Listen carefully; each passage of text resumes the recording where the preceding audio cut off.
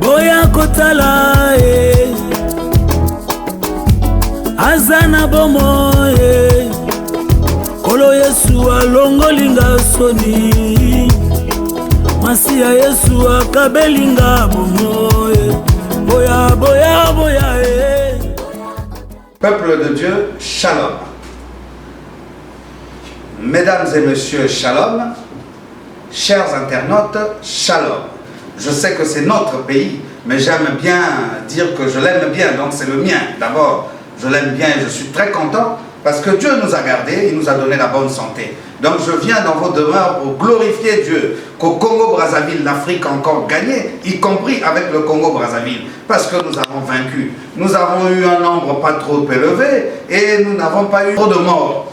Alors je glorifie Dieu, parce que la dernière fois j'ai fait la première prière nationale.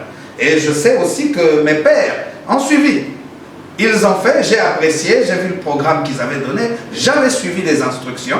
Et je pense que toute cette force qu'il faut approuver du nombre de chrétiens qui n'a fait que s'accroître dans le monde, à cause de cela, nos aînés qui ont fait un travail formidable, nos prédécesseurs pour dire, qui ont fait un grand travail formidable. Alors je vais chanter pour vous cette victoire qui va être très bref et nous allons maintenant passer sur le vif de notre thématique. Azana bomo kolo Yesu alongolinga soni Masiya Yesu akabelinga bomo.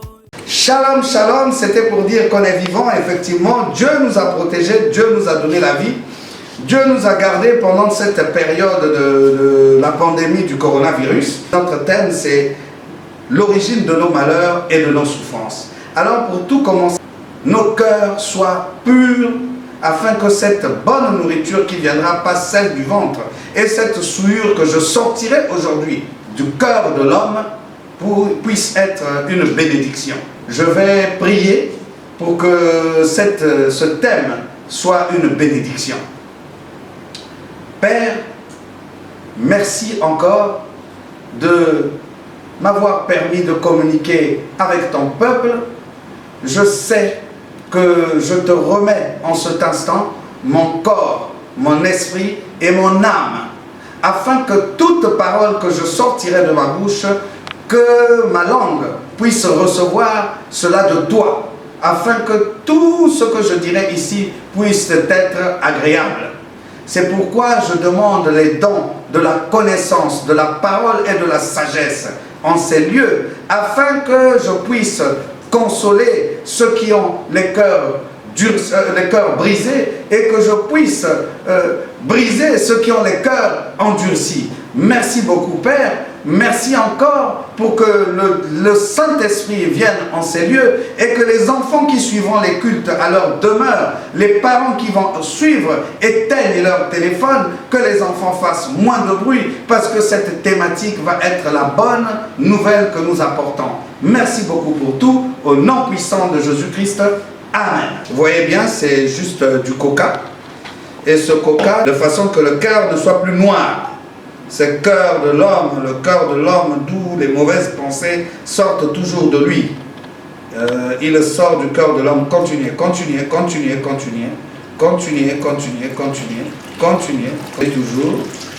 Continuez. Vous pouvez continuer. Continuez toujours. Continuez encore. Continuez encore. Continuez encore. Continuez encore. Et voilà, vos cœurs, des cœurs qui sont toujours endurcis, qui sont toujours, comme nous le dit le livre de Marc 7, de 21 à 23, c'est dans le cœur du dedans des hommes que viennent des mauvaises pensées, comme l'adultère, comme le meurtre, comme l'infidélité. Alors nous allons commencer notre thématique, vous pouvez l'enlever. Vous voyez bien que vous êtes purifiés maintenant. Et je sais que Dieu va faire à travers son serviteur pour que vous puissiez être bien servis de ce que nous allons parler aujourd'hui. Alors donc nous allons passer dans le livre de Marc 7, 21 à 23, je disais tantôt. c'est du dedans. C'est du dedans, c'est du cœur des hommes que sortent des mauvaises pensées.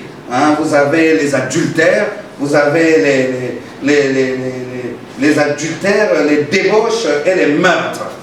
Alors, et pour continuer au verset 22, les vols, les cupidités, les méchancetés, la fraude, le dérèglement, le regard envieux, la calomnie, l'orgueil et la folie. Et toutes ces choses sortent du dedans et souillent l'homme. Donc nous parlons là, comme je vous ai dit tout à l'heure, des souillures de l'homme. Alors pour revenir à notre thème, nous allons parler des adultères. Savez-vous, l'adultère, ça fait partie de l'immoralité sexuelle. C'est des choses qui ne sont pas compatibles aux lois de la spiritualité. C'est des choses que les personnes pratiquent dans un état d'esprit animé du diable. Le démon entre en eux. Voyez-vous, vous arrivez dans certains endroits là où le chef sort avec son assistante, où le chef sort avec des personnes, du personnel de son service. Il est un homme marié, les femmes sont mariées, et toute cette souillure qui sort de leur mauvais cœur face aux pratiques et à leur soif d'argent et du sacrifice humain, ils font ce désordre et vous vous retrouvez dans vos maisons avec tous les malheurs. Et souvent, comme on ne peut pas imaginer ce que son époux ou ce que son épouse, à cette période fait au travail ou aux heures des occupations, mais toutes ces souillures nous viennent. Alors que la Bible nous dit, ne convoitez pas la femme de votre prochain. Cette immoralité sexuelle va plus loin. Elle va encore jusqu'aux débauches.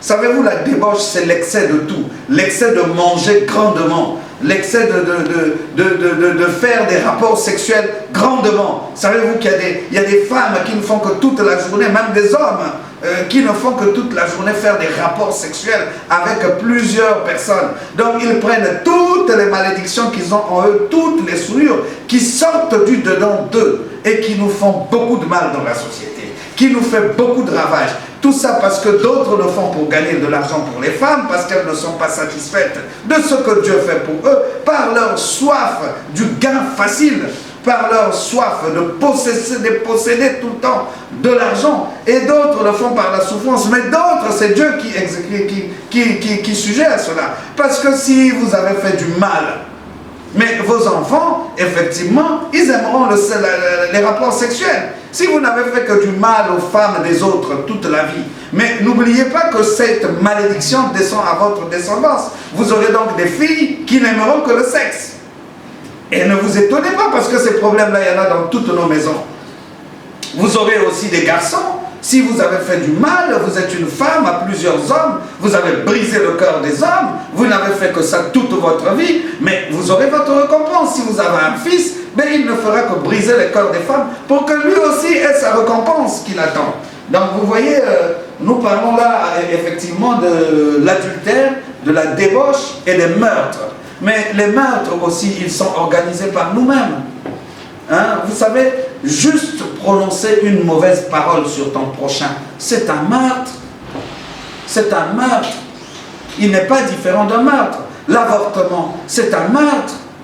Mais c'est grave, vous payez très cher, le prix est fort.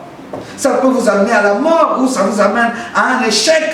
Rendez-vous compte qu'au moment où vous avez besoin d'un enfant, vous ne l'avez pas. Mais l'enfant là, c'est un don de Dieu. Il vous l'a prêté, lui-même a organisé pour que cette sémence vienne en vous. Vous ne savez pas l'enfant que Dieu a mis comme sémence dans vous.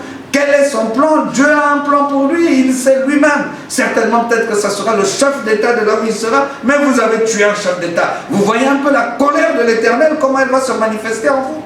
Hein? Et pour ceux qui font des conspirations sur les autres, c'est des meurtres.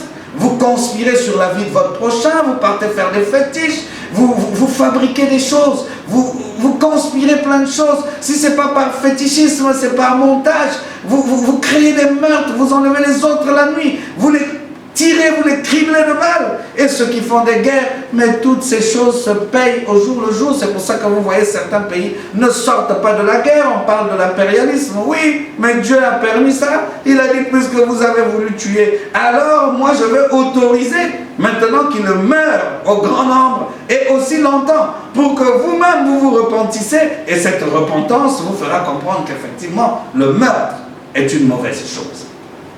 Voilà donc à peu près ce qu'on avait déjà à dire sur le verset 21, parce que vous savez, ce thème de l'origine de nos malheurs et de nos souffrances est très difficile, parce que effectivement, il faut à ce moment, pour sortir de ça, il faut se rependre.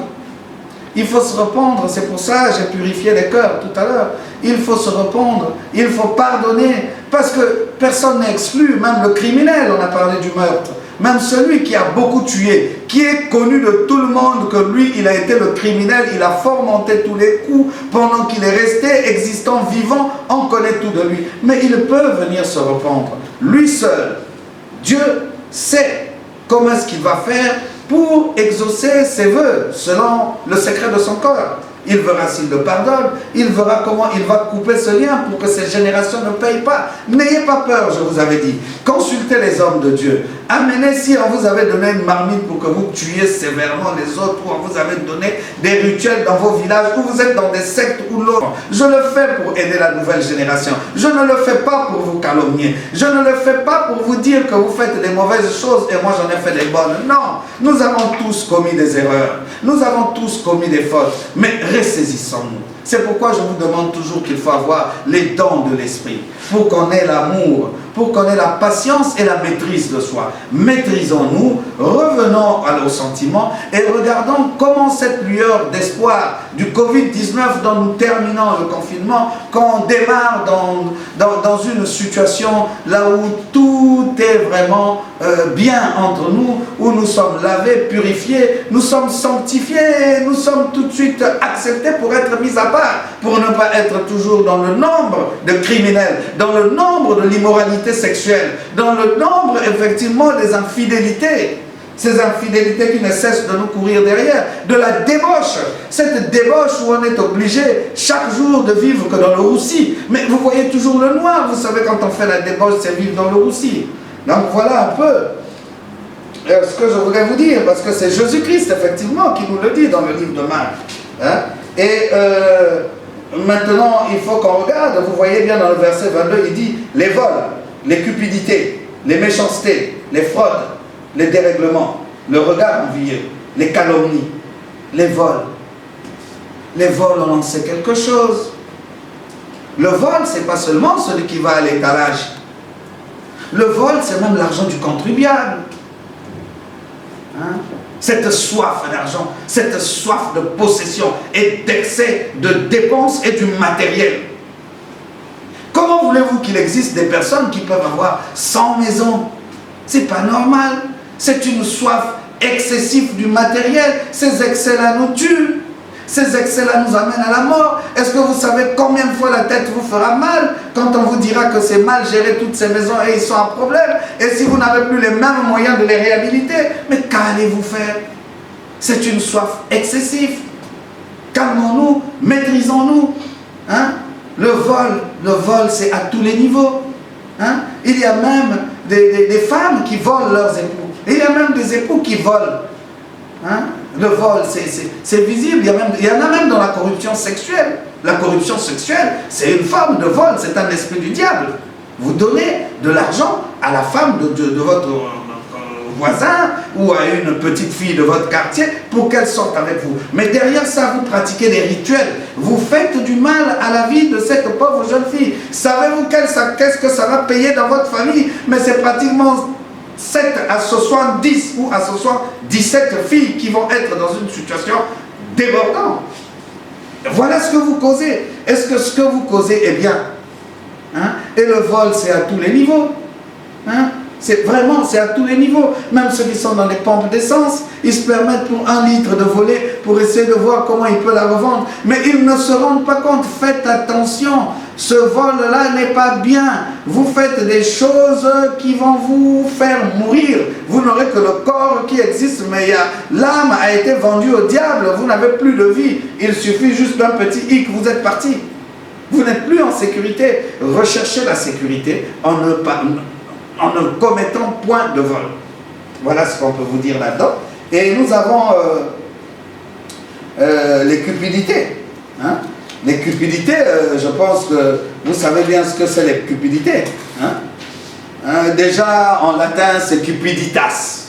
Hein? Ça c'est en latin. Ce qui vient d'un faux ami, d'une fausse personne, de celui qui est habitué à trahir, de celui qui est habitué à dire des choses qui ne concourent pas à l'amour. Il n'est pas bien d'être entouré, hein, de celui qui a toujours une soif en échange de ce qu'il peut donner. Hein, il vient dire à votre frère ou à ton chef ou à ton épouse ou à quelqu'un proche de toi ou bien à des gens qui te connaissent, qui te respectent. Et vous savez, les gens cupides, c'est souvent les gens que vous avez l'habitude d'aider. Ils viennent à vous en faux et ils viennent parce que vous leur donnez quelque chose. Vous lui permettez d'acheter une voiture, il était à pied, c'était un morveux. Et ce morveux, mais il faut faire attention, tous les morveux ne sont pas des pauvres à aider, tous les morveux ne sont pas ceux dont Jésus-Christ est venu pour sauver, hein, les opprimés. Et tous les morveux ne sont pas des opprimés. C'est vrai, c'est ce qu'on croit, mais l'opprimé n'est pas morveux, il a des valeurs intrinsèques intérieures de lui. Il ne sort pas de son corps des mauvaises pensées. Hein. C'est des gens morveux qui viennent, que vous rendez service, il peut après s'acheter une voiture.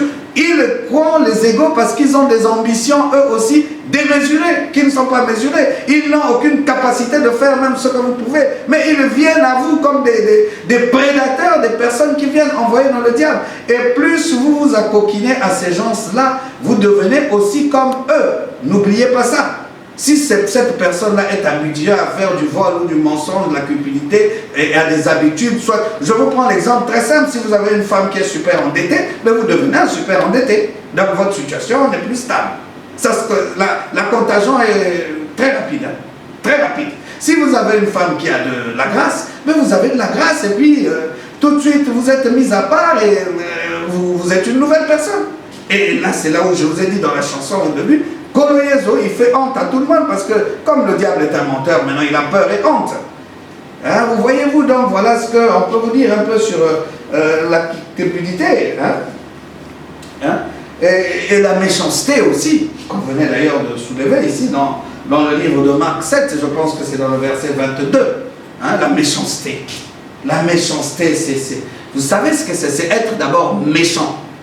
Quelqu'un qui est méchant, c'est celui qui a un très mauvais caractère d'appréciation envers les autres. Il est toujours là pour sortir des paroles qui vont toujours dans un sens pas bien. Il n'a jamais un avis bien pour les autres. Pour lui, tout ce que les autres font n'est pas bien. Il n'y a que lui qui fait quelque chose de bien. Pour les enfants des autres, pareillement, il n'y a que ces enfants qui font des bonnes choses. Et vous allez voir dans ces familles-là, effectivement, ils ont leur récompense. Le salaire du péché, c'est la mort. Ils ont leur récompense. Vous verrez comment ça va évoluer. Ne soyez pas pressés de les voir. Hein. Vous les verrez régner 3, 4, 5 ans. Attendez même 10 ans encore parce que Dieu laisse faire pour te donner les opportunités de lui permettre à ce que tu regroupes un bon nombre de méchants autour de toi. Donc même dans 30 ans, Dieu ne se manifeste pas en disant aux gens comme j'ai vu mais les hommes de Dieu il n'y a pas longtemps. Bon, mais quand vous recevez un message de Dieu, acceptez-le toujours. Les hommes de Dieu qui ont dit qu'il y avait effectivement d'ici le 8 mai, il fallait mettre de l'huile d'olive, garder. Mais Dieu ne te dit pas quand il opère. Je ne refuse pas, s'il y a un message, je le prends toujours de Dieu. Je prends note. Mais je voulais dire que Dieu ne vous dit pas la date à laquelle il opère. Pourquoi il ne nous avait pas dit, ces personnes-là, que le coronavirus ne va arriver? Il ne nous avait pas dit. Donc aujourd'hui, si ils viennent nous le dire, on prend compte, on tient compte, mais Dieu n'opère pas en vous disant que j'arrive. Non. Dieu attend même pendant 30 ans que tu fasses tout le mal que tu as fait. Et il attend aussi, si tu es marié, ton épouse à qui tu as contaminé le mal. Cette contagion-là, elle aussi, on va la laisser faire ce mal aux enfants des autres. Généralement, c'est des pères et des mères qui ont des enfants, qui ont des vies un peu vulgaires. Donc, cette vulgarité-là va être montée d'abord aux yeux et aux yeux de tout le monde. Après ça, vous-même aussi, votre vulgarité va être montrée aux yeux au-dessus de tout le monde. Jusqu'à ce qu'on en aura marre et je vous jure qu'on coupe le lien. Alors venez qu'on vous délivre. Que ceux qui m'entendent, qui sont dans ce genre de cas, je vous délivre au nom de Jésus-Christ. Sortez de là. Prenez le bon esprit. Quittez la méchanceté. Arrêtez l'impudicité. Je retire l'impudicité de toi et je te renvoie la fidélité. Je retire le vol de toi et je t'envoie l'honnêteté. Alors je retire encore ce qu'il faut du meurtre et des mauvaises choses de toi, de la cupidité, et je te renvoie tout ce qui est pudique et tout ce qui est bien, tout ce qui concourt à l'Esprit de Dieu. Parce que ces choses-là ne sont pas bonnes. La fraude aussi, on venait de parler de ça, la fraude. La fraude, c'est pas bien. C'est ceux qui utilisent certains moyens, certaines méthodes pour se passer des taxes, des lois. Mais vous ne savez pas cette fraude-là. Après, nous payons le fruit. Dieu laisse faire la fraude. Il peut dire, je vous la laisse faire pendant X temps. Mais vous aurez votre récompense. Il y a toujours une récompense chez Dieu. Vous faites la fraude, mais vous coulez un bon nombre de personnes. Et ces personnes-là vous couleront parce qu'ils ne vont pas accepter de couler seuls. Ils viendront vous mettre le grappin pour que vous coulez avec eux parce que vous utilisez toujours des moyens frauduleux par votre soif d'argent, par votre soif du matériel, par votre soif des véhicules, par votre soif du pouvoir et de domination. Mais vous ne pouvez pas dominer. Le monde est dominé par Dieu et Dieu domine sur les hommes dominent pour les animaux, mais vous voulez dominer sur le monde. Pourquoi? Par la confiance des sciences occultes dont on vous enivre aussi de beaucoup de choses, de sectes et de fétiches. Le fétichisme vous a tellement gangréné et voilà le résultat. Le fétichisme ne peut pas rétablir la paix d'une maison. Le fétichisme ne peut pas rétablir une entreprise qui est par terre. Le fétichisme ne peut pas remettre un État debout. Impossible, vous ne verrez aucun État ne vous dira que le fétichisme l'a remis debout. Ce sont les intelligences et la compétence qui rétablit la fusion, cette fusion tout à l'heure dont je parlais dans ma prière, de toujours demander à Dieu les dons de la parole, de la connaissance. Cette connaissance, elle est très importante. Le don de la parole, de la connaissance, et après il faut être, vous serez sage. Mais quand vous avez cette sagesse, nous allons tous être libérés. Nous allons tous être épargnés. Et choisissons quelquefois ce que nous mettons devant nos maisons. N'imitons toujours pas, vous imitez des choses qu'il ne faut pas imiter. N'imitez pas, parce que frauduleusement l'autre a fait. Moi aussi je peux faire, je prends un exemple. Bon, si dans un système douanier, il y a mon frère qui a pu avoir une voiture, la sortie gratuitement, moi aussi je vais faire des efforts d'aller voir un plus gradé pour le faire. Mais vous êtes finis. C'est la corruption. Honnêtement, je vous dis, vous êtes finis, c'est de la corruption, c'est quelque chose de vieillissant. Ça devient vieux. Et quand ça devient vieux, il y en a marre, et quand il y en a marre, c'est le ras-le-bol. C'est-à-dire l'entourage même de votre structure ne vous croit plus, même ceux qui sont chefs d'entreprise. Si le personnel sait qu'au lieu de faire du travail, il ment toujours, il prend de l'argent, il ne le fait pas, il détruit l'entreprise. Mais le personnel finit par partir parce que plus personne ne fait confiance à cette entreprise. Donc l'entreprise devient vieillissante. Elle est sous liste noire, comme on dit souvent chez les anglophones, blacklist. Voilà. Quand vous êtes blacklist, finish. Ce n'est plus possible. Hein, vous comprenez alors que ces choses-là, et il y a aussi, ça conduit même à l'égoïsme, la fraude. Ça nous conduit à l'égoïsme, aux inégalités et aux séparations ethniques.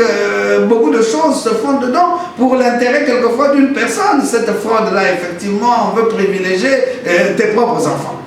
Attention, mais attention, beaucoup de gens ne réussissent pas qu'avec leurs enfants. Hein?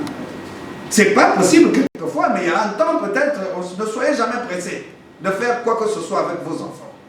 Pour ceux qui en ont l'expérience, ils savent. Attendez au moment opportun de faire ce que vous pouvez faire pour vos enfants. Au temps marqué, Dieu vous le dira, vous aurez les signaux.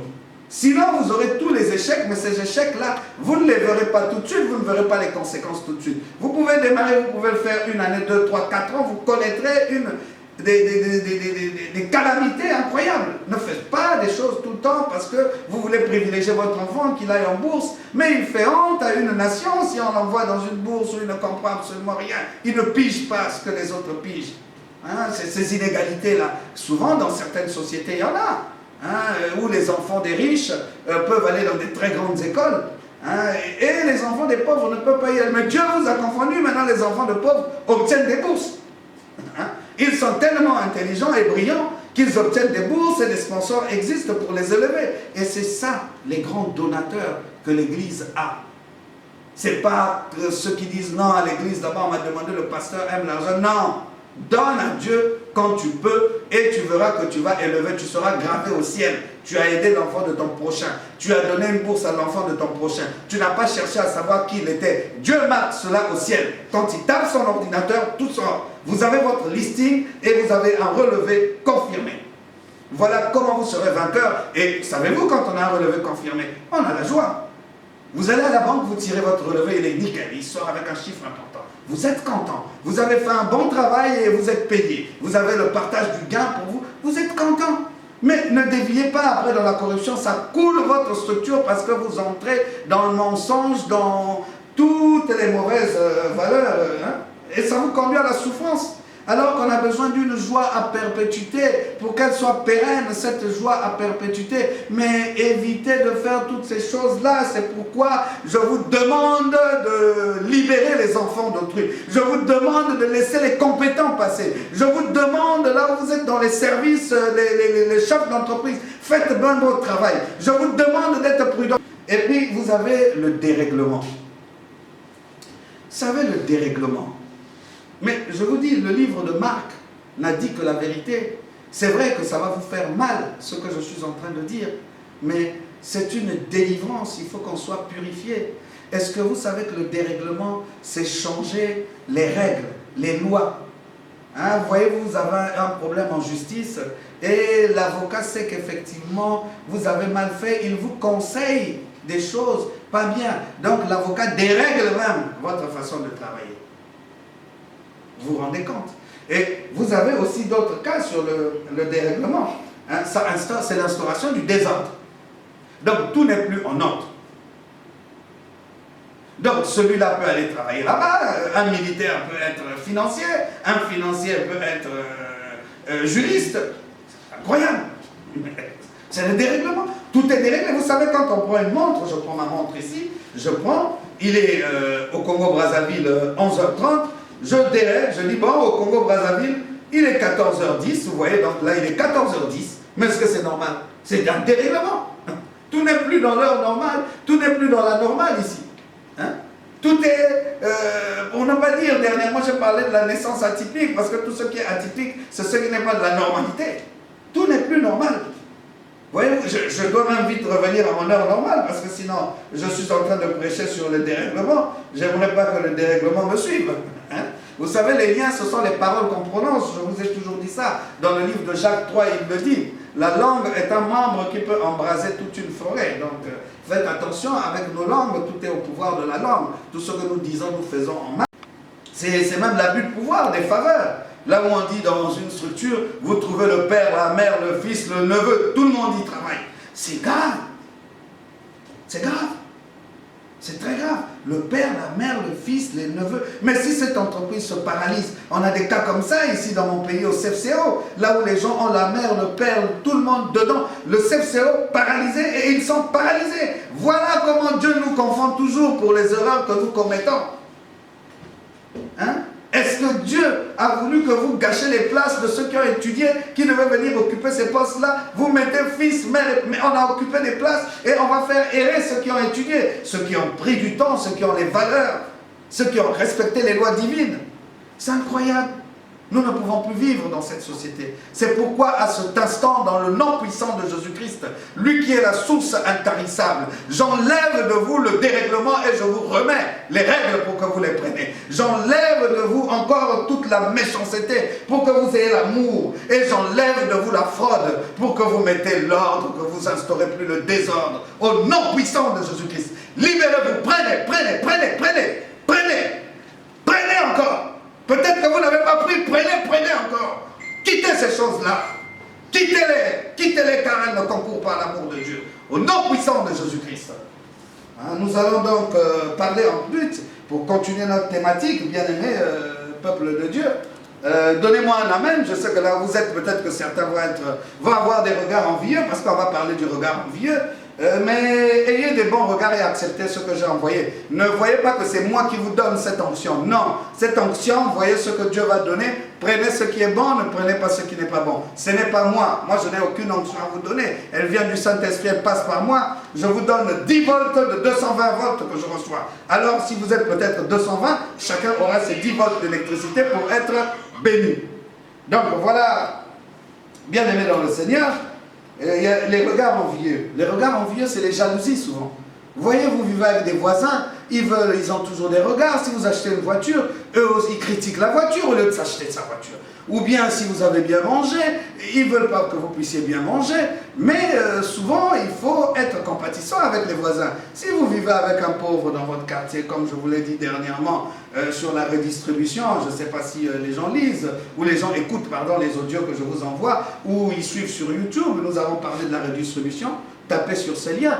J'ai parlé de cette redistribution quand il y a eu la pandémie, cette répartition de nourriture qui devait se faire avec l'Église. Parce que l'Église est la gardienne de la paix. Donc, dans la redistribution, il faut toujours penser aux pauvres. S'il y a un pauvre à côté de vous, le riche, votre argent va être considéré comme une grâce. Donc, ceux qui ont donné des dons, je vous donne toute l'onction de la grâce. Que Dieu vous bénisse, qu'il augmente au centuple tout ce que vous avez donné aux Congolais, qu'il augmente votre richesse au centuple, aussi peu que ceux qui ont donné aussi, et ceux qui continuent à le faire, au nom puissant de Jésus-Christ, qu'il soit béni, et que le pays, mon pays, le Congo, soit béni, et que toutes les autorités de ce pays prennent pour la sagesse et l'intelligence, quittez les mauvaises choses, au nom puissant de Jésus-Christ.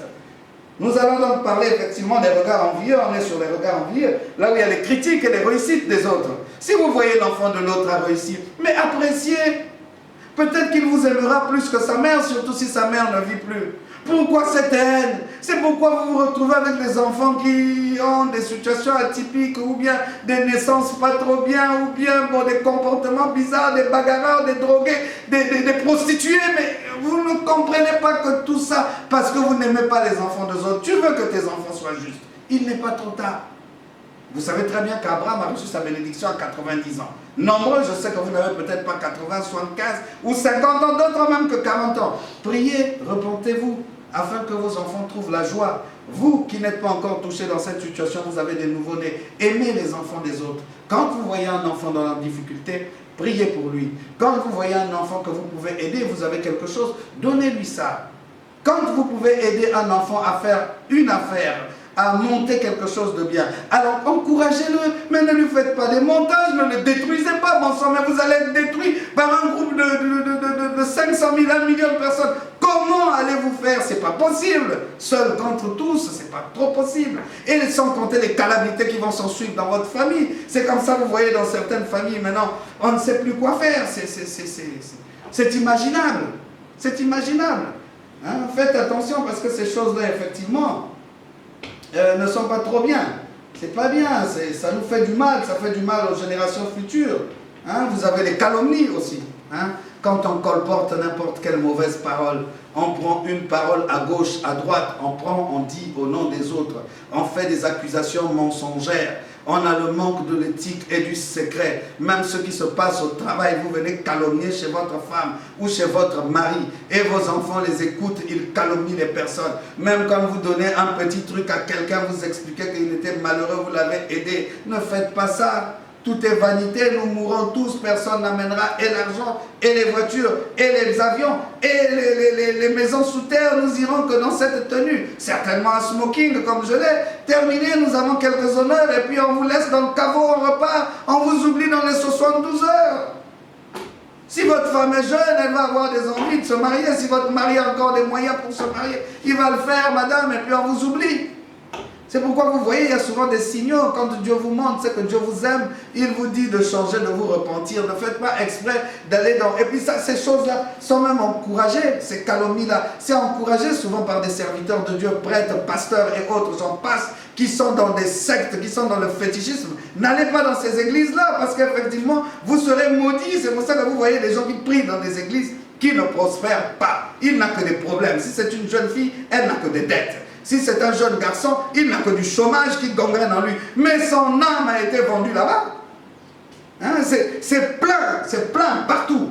Vous savez que notre ennemi qui est le blanc, le colonisateur, pour ne pas dire, parce que ce n'est pas tous les blancs, ils ont amené des sectes ici, des loges, pour nous corrompre à y accéder, mais pour faire maintenant du mal et des mauvaises choses. C'est mauvais. Je vous dis que c'est très mauvais, c'est des choses qu'il faut toujours regarder avant de faire, il faut chercher à comprendre. C'est pourquoi, à compter d'aujourd'hui, je libère vos enfants au nom puissant de Jésus-Christ.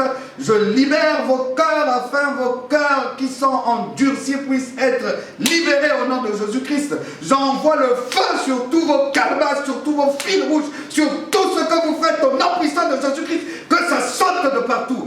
Brisez au nom de Jésus-Christ. Nous nous révélons en vous parce que je sais que là où vous êtes, si vous continuez à toucher à ces choses-là, ce n'est pas bien. Pour la gloire de Dieu, je vous aide, je viens pour vous sauver. Je ne viens pas pour essayer de vous menacer, pour faire quoi que ce soit, c'est pour vous éloigner de ces choses-là. Certains qui en ont sont presque à l'âge de la retraite. Évitez ça. D'autres sont encore jeunes. Ne continuez pas dans ces choses-là. Sortez de là. Sortez de là parce que ça fait partir des divisions, ça crée même des divisions, des ethnies, des trucs, de plein de choses. C'est souvent pas pour les intérêts de tout le monde, c'est pour l'utilité personnelle. Et c'est pas bien ces choses-là. Faites toujours tout ça, vous voyez bien, ça vient de l'âme des hommes, de cupidité, des mauvaises pensées, ça vient de l'intérieur de nous, pas de l'extérieur de nous. C'est pourquoi lorsqu'on nous voit, on croit qu'on est bien portant, mais à l'intérieur, on est pourri. On est pourri, on n'est plus bien portant. Hein? Vous avez le fétichisme que les gens apprécient, même dans les églises, partout. Les gens vont à l'église, ils voient les marabouts. Vous avez des gens, moi, qui vont...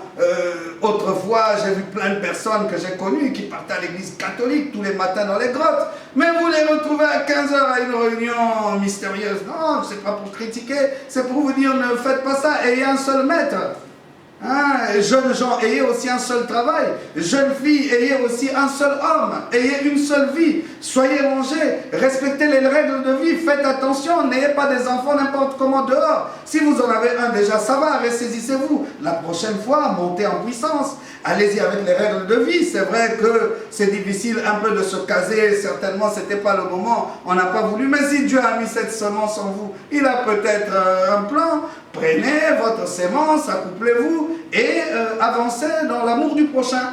C'est pourquoi il y a des choses qu'il faut toujours éviter de faire. On vous le dit chaque fois, nous vous le disons toujours. C'est vrai pour moi, pour les personnes de mon âge, pour les jeunes adultes, pour les plus jeunes. Je vous dis toujours ce qu'il faut. Ce n'est pas pour vous offenser, mais c'est pour vous dire les choses que vous ne connaissez pas, ce qui peut vous arriver, comment les générations peuvent sacrifier leur vie. Vous voyez, donc après, c'est des situations difficiles à avancer là-dedans. Hein, et tout ça, c'est des liens. Vous savez, vous avez même par famille, il y a des personnes qui des liens, là, comme ça vient souvent des familles. C'est pas bien, c'est pas bien. Il y a deux sortes de liens. Hein. Vous avez des liens volontaires et des liens involontaires. Alors, les liens volontaires, c'est lesquels? C'est dans le livre de Lamentation 5, verset 7. On dit, nos pères ont péché. Ils ne sont plus, et c'est nous qui portons la peine de leurs iniquités. Volontairement, ils ont péché. Mais Dieu ne pardonne pas ceux qui pêchent volontairement.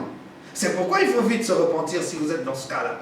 Et si vous êtes dans les liens involontaires, aussi là-bas, apprenez à sortir effectivement de l'esclavage pour être libre. Parce que tous les jours, vous êtes obligé de mettre cette poudre. Tous les jours, vous n'êtes pas tranquille au boulot, peut-être que votre femme va aller retrouver cette chambre noire. Tous les jours, vous avez peur de cette marmite, si on l'ouvre, vous devenez fou. Non, même briser ça, n'ayez pas peur, vous ne serez pas fou. Appelez un homme de Dieu, on prend. Je prie, je vous ai dit tout de suite, j'ai déjà brisé toutes ces marmites-là et ces fils rouges-là, au nom puissant de Jésus-Christ. Il n'y en a plus.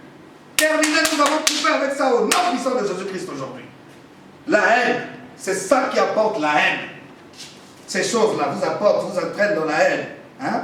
Les liens involontaires, le livre d'Ézéchiel 18, verset 1 à 4, nous le dit. La parole de l'Éternel me fut adressée en ces mots. Hein? Je vais vous lire ça, Ézéchiel 18, verset 1 à 4. La parole de l'Éternel me fut adressée en ces mots. Pourquoi dites-vous ce proverbe? Pour le pays d'Israël, les pères ont mangé des raisins verts et les dents des enfants en ont été agacés. Je suis vivant, dit le Seigneur l'Éternel, vous n'aurez plus lieu de dire ce proverbe en Israël. Voici, toutes les âmes sont à moi. L'âme du Fils comme l'âme du Père. Est-ce que vous me suivez, hein? C'est pas moi qui l'écris, c'est la Bible. L'âme du Fils comme l'âme du Père, l'une l'autre sont à moi. L'âme qui pêche, c'est celle qui mourra. L'âme qui a péché du Père, le Fils mourra. Le Fils du Fils mourra. Mais il faut briser le lien. Il faut briser, c'est pour ça que je vous ai dit dans ma prière, nous allons briser pour ceux qui ont les cœurs endurcis. Et nous allons consoler ceux qui ont les cœurs brisés. Il faut briser toujours. Si vous ne brisez pas, un autel peut parler pendant 20 ans. Il parlera pendant toute une génération. Vous verrez que dans cette famille-là, il n'y a que des problèmes. Et souvent, quand il y a un qui va très haut, qui émerge, qui peut s'occuper de tout le monde, même de la femme que son père a épousée, il s'en occupe. Des enfants de cette femme, il s'en occupe. De toute la famille, il s'en occupe. De ceux qui sont autour de lui, il leur donne ce qu'il faut. Et même ceux qui travaillent avec eux, il leur donne des biens, tout. Tous ceux qui sont autour de lui. Ils vont encore le calomnier parce qu'ils aiment le fétiche, le mensonge, la calomnie, le viol, l'infidélité. Ils ont toutes les immoralités. Brisez ça au nom de Jésus-Christ. Brisez aujourd'hui. On va briser tout ça. Hein? L'homme qui est juste, qui pratique la droiture et la justice, qui ne mange pas sur les montagnes et ne lève pas les yeux vers les idoles de la maison d'Israël, qui ne déshonore pas sa femme, et la femme de son prochain, il est sauvé. Tu ne convoites pas la femme de ton prochain, tu ne fais pas la corruption sexuelle, spirituelle, tes enfants ne sont pas des putes. On va donc terminer notre prédication avec une prière de la fin, mais je vais quand même pour vous dire que nous sortons du Covid-19. Nous avons terminé le confinement, on déconfine par palier au fur et à mesure.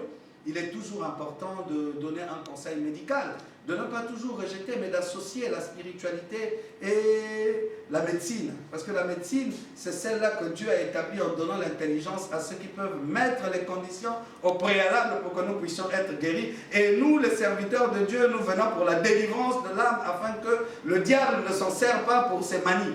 Donc c'est pourquoi je vous dis qu'il faut se méfier effectivement des maux de tête violents, des fièvres résistantes, de la congestion nasale, des sinusites, des pertes de goût d'odorat. Et vu le point d'initial du Covid-19 concerne non seulement les pneumopathies, mais les AVC, les attaques cardiaques et les attaques cardiaques par arythmie. Voilà un peu ce que je peux vous rajouter pour que vous terminez bien votre confinement, que vous fassiez attention à ces choses-là, afin qu'on soit bénis, bien-aimés dans le Seigneur. Merci beaucoup. Nous allons faire une prière de séparation. Je sais que nous avons brisé toutes ces choses-là. Nous allons dire donc remercier Dieu d'avoir participé avec nous à cet endroit, pour nous avoir permis effectivement d'avoir son don de la parole et de la sagesse et de la connaissance qui a été mis à votre service, afin que nous glorifions encore cela. Nous allons donc prier. Père, merci beaucoup encore de nous avoir permis en ces lieux d'avoir élevé ton nom et d'avoir demandé à tout ton peuple de se repentir et d'être sage. C'est pourquoi nous te confions encore tout cela pour que tu voies à l'intérieur de ça ce que tu peux prendre, comment tu peux faire, parce que tu as endurci le cœur de Pharaon, mais tu peux l'affaiblir puisque c'est toi qui l'avais affaibli après. Donc affaiblis ceux que tu peux affaiblir qui ont des cœurs endurcis. Console ceux dont tu peux consoler pour qu'ils retrouvent le chemin de la repentance et qu'ils aient des bonnes valeurs, parce que cette assurance qu'on a envers toi qui est le gage de notre vie prochaine, qui est le gage de notre réussite, qui est le gage des générations futures et des générations à venir, qui est le gage